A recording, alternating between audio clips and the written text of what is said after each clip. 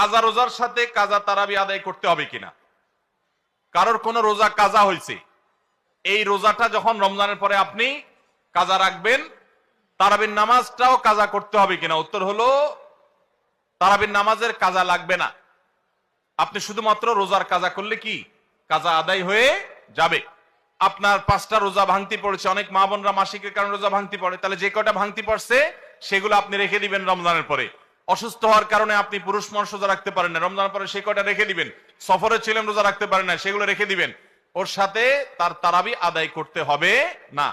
তারাবির সাথে রোজার সম্পর্ক নাই, তারাবি স্বতন্ত্র আমল। আমরা অনেকে ভুল জানি, মনে করি যে যদি কোনোদিন তারাবি পড়তে না পারি তাহলে বোধহয় রোজা রাখা যাবে না, এরকম ভুল ধারণা অনেকের আছে।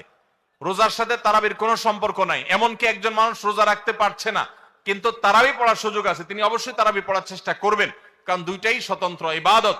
তারাবি পড়া সুন্নাত আর রোজা রাখাটা ফরজ।